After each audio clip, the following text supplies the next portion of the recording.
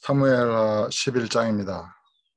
이 11장에서는 여호와 하나님과 마음에 합했던 다윗 왕의 그런 범죄와 죄악이 기록되었습니다.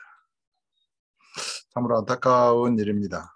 이로 인해서 다윗 왕의 그런 가정에는 그런 칼이 끊이지 아니하고 자식이 아비를 반역하고 또 그 자식이 아비의 칼에 의하여 아버지의 그런 부하의 장수의 칼에 의하여 죽임을 당하는 그런 비극이 발생합니다. 보겠습니다. 11장입니다. 그 해가 돌아와 왕들이 출전할 때가 되매 다윗이 요압과 그에게 있는 그의 부하들과 온 이스라엘 군대를 보내니 그들이 암몬 자손을 멸하고 라빠를 에워쌌고 다윗은 예루살렘에 그대로 있더라. 저녁 때에 다윗이 그의 침상에서 일어나 왕궁 옥상에서 거닐다가 그곳에서 보니 한 여인이 목욕을 하는데 심히 아름다워 보이는지라. 하필 다윗 왕이 왕궁 위에 이렇게 거닐고 있을 때 이 바세바라는 여인의 목욕하는 그 장면을 보고 그것이 다윗 왕의 눈에 아름답게 보였다는 것입니다. 이것이 기이한 일이죠. 다윗이 사람을 보내 그 여인을 알아보게 하였더니 그가 아뢰되 이는 엘리암의 딸이요 햇사람 우리아의 아내 바세바가 아니니까니.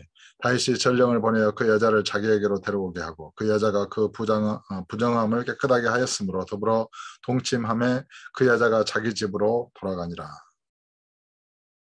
그 여인이 임신함에 사람을 보내 다윗에게 말하여 이르되 내가 임신하였나이다 하니라.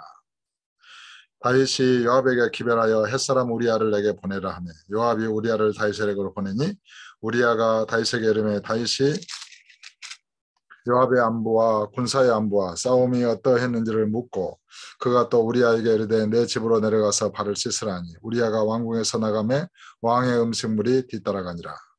그러나 우리아는 집으로 내려가지 아니하고 왕궁 문에서 그의 주의 모든 부하들과 더불어 잔지라. 어떤 사람이 다윗에게 이르되 아뢰되 우리아가 그의 집으로 내려가지 아니하였나이다. 다윗이 우리아에게 이르되 내가 길 갔다가 돌아온 것이 아니냐 어찌하여 내 집으로 내려가지 아니하였느냐 하니 우리아가 다윗에게 아뢰되 언약궤와 이스라엘과 유다가 야영 중에 있고 내 주 요압과 내 왕의 부하들이 바깥들에 진치고 있거늘 내가 어찌 내 집으로 가서 먹고 마시고 내 처와 같이 자리이까. 내가 이 일을 행하지 아니하기로 왕의 살아계심과 왕의 혼의 살아계심을 두고 맹세하나이다 하니라. 다윗이 우리아에게 이르되 오늘도 여기 있으라. 내일은 내가 너를 보내리라. 우리아가 그날에 예루살렘에 머무니라. 이튿날 다윗이 그를 불러서 그로 그 앞에서 먹고 마시고 취하게 하니 저녁 때 그가 나가서 그의 주의 부하들과 더불어 침상에 눕고 그의 집으로 내려가지 아니하니라. 여기서 다윗 왕이 범죄한 그 사실을 은폐하려는 다윗 왕의 계획은 실패합니다. 그런 바세바의 남편 우리아를 전장 중에서 불러서 집으로 내려갈 기회를 주었지만은 이 우리아는 충성된 고로 자기의 주 요압과 그런 부하 장수들이 다 야영 중에 있는데 내가 내 집으로 가서 아내와 함께 잘 수 없다. 그래서 이렇게 군막에서 이렇게 우리아는 잠을 자게 됩니다. 그 다음날 왕이 술을 취하게 해서 이렇게 했지만은 끝내 우리아는 왕의 계략대로 움직이지 아니하고 이렇게 자기의 그런 부하 장수들과 함께 야영에서 잠을 자게 됩니다. 그래서 우리아의 아내 바세바가 다윗과의 사이에서 임신한 그 사실을 은폐하려는 다윗 왕의 계획은 이제 실패하는 것이죠. 이에 이제 다윗 왕이 아침이 되면 다윗이 편지를 써서 우리아의 손에 들려 요압에게 보내니 그 편지에 써서 이르기를 너희가 우리아를 맹렬한 싸움에 앞세워두고 너희는 뒤로 물러가서 그로 맞아 죽게 하라 하였더라. 이 얼마나 참 비극적인 일입니까? 그렇게 충성된 부하 장수를 전장 중에서 오히려 이렇게 죽게 만들라는 것입니다. 자기의 범죄한 사실을 감추기 위하여 마침내 자기보다 의로운 우리아를 죽이기로 결심했습니다. 그리고 명령을 다윗 왕은 내리고 있는 것입니다. 참 안타까운 일이죠. 그로 맞아 죽게 하라. 요압이 그 성을 살펴 용사들이 있는 것을 아는 그곳에 우리아를 두니 그 성 사람들이 나와서 요압과 더불어 싸울 때 다윗의 부하 중 몇 사람이 엎드러지고 햇사람 우리아도 죽으니라. 요압이 사람을 보내 그 전쟁의 모든 일을 다윗에게 보고할세. 그 전령에게 명령하이르되 전쟁의 모든 일을 내가 왕께 보고하기를 마친 후에 혹시 왕이 노하여 내게 말씀하기를 너희가 어찌하여 성에 그처럼 가까이 가서 싸웠느냐. 그들이 성 위에서 쏠 줄을 알지 못하였느냐. 여룻베셋의 아들 아비멜렉을 쳐 죽인 자가 누구냐. 여인 하나가 성에서 맷돌이 짝을 그 위에 던짐에 그가 테베스에서 죽지 아니하였느냐. 어찌하여 성에 가까이 갔더냐 하시거든. 내가 말하기를 왕의 종 햇사람 우리아도 죽었나이다 하라. 전령이 가서 다윗에게 이르러 요압이 그를 보낸 모든 일을 다윗에게 아뢰어 이르되 그 사람들 우리보다 우세하여 우리를 향하여 들로 나오므로 우리가 그들을 쳐서 성문 어기까지 미쳤더니 활 쏘는 자들이 성 위에서 왕의 부하들을 향하여 쏘매 왕의 부하 중 몇 사람이 죽고 왕의 종 햇사람 우리아도 죽었나이다 하니 다윗이 전령에게 이르되 너는 요압에게 같이 말하기를 이 일로 걱정하지 말라. 칼은 이 사람이나 저 사람이나 삼키느니라. 그 성을 향하여 더욱 힘써 싸워 함락시키라 하여 너는 그를 담대하게 하라 하니라. 마침내 다윗은 이 밧세바의 남편 우리아를 전장 중에서 모략으로 죽게 했습니다. 다윗 왕이 죽인 거죠.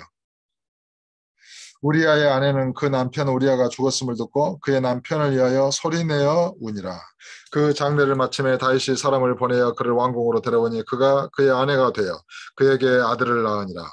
다윗이 행한 그 일이 여호와 보시기에 악하였더라. 그러니까 이 아이가 잉태하고 우리아가 죽고 아이가 태어나고 이거는 거의 1년에 가까운 시간들이에요. 그러나 하나님께서는 이 다윗 왕에 대한 징계를 그 시간 동안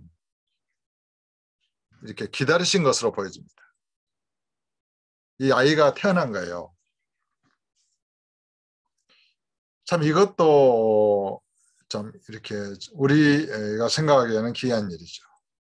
뭔가 하나님의 의도가 있었다고 보아야 합니다. 왜 여호와께서는 다윗 왕의 이러한 범죄할 것을 알고 계셨음에도 불구하고 막지 않으셨을까요? 왜 다윗 왕은 이렇게 치명적인 실수를 이렇게 죄악을 범하면서 또 고의로 다른 사람을 살해하는 데까지 이렇게 죄를 범하게 된 것일까요?